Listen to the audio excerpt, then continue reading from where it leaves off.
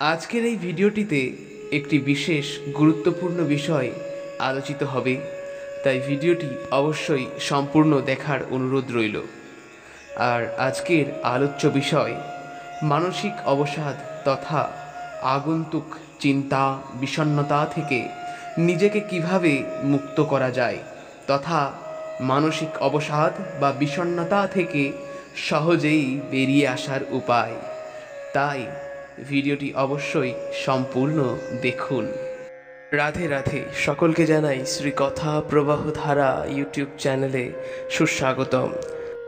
প্রথমেই আমাদের নিশ্চয় করতে হবে যে বাস্তবেই কি সব ভোগ্যবস্তু ভোগ করতে পারলেই আমরা মানসিকভাবে সমস্ত রকম অবসাদ থেকে মুক্ত হয়ে যাব?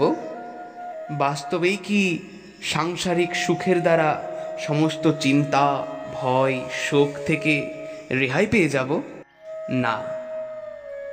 সর্বাগ্রে আমাদের জানতে হবে মানসিক অবসাদ আসলে কি।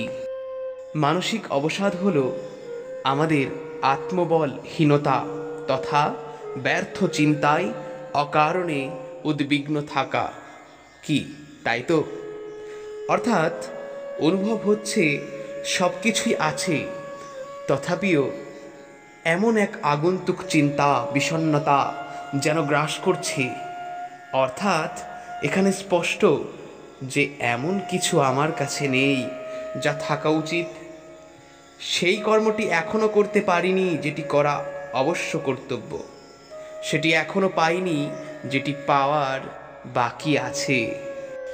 মন সবসময় বলে, বহুকাল ধরে বলে আসছে, আজ পর্যন্ত বলে আসছে, এটা দাও ওটা দাও তবে সুখী হয়ে যাব, এটা করো ওটা করো তবে দেখবে নিশ্চিত তুমি সুখী হয়ে যাবে।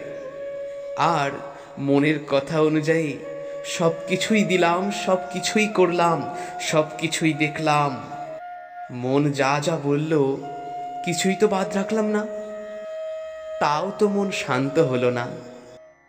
এত কিছু পাওয়া, এত কিছু করা, এত কিছু দেওয়া, তারপরও মন তো শান্ত হলো না। মন তো প্রাপ্তির সুখে সুখী হলো না। বারংবার মনে হয় আবার একটু দেখি, আবার একটু খাই, আবার একটু স্পর্শ করি, আবার একটু আস্বাদন করি। অর্থাৎ বিশ্রাম কিন্তু পেলাম না। তবে কি বিশ্রাম কোনোদিনই প্রাপ্ত করা যাবে না? যাবে, বিশ্রাম প্রাপ্ত করা যাবে, কিন্তু সেটি আবার কিভাবে? পরম সুখ তথা পরমানন্দ লাভ করা একমাত্র সম্ভব শুধুমাত্র ভগবান তথা তার নামের আশ্রয় গ্রহণ করা। অন্যথায় কোনোভাবেই সমস্ত রকমের চিন্তা ভাবনা মানসিক অবসাদ থেকে মুক্ত হবার কোনো অবকাশই নেই।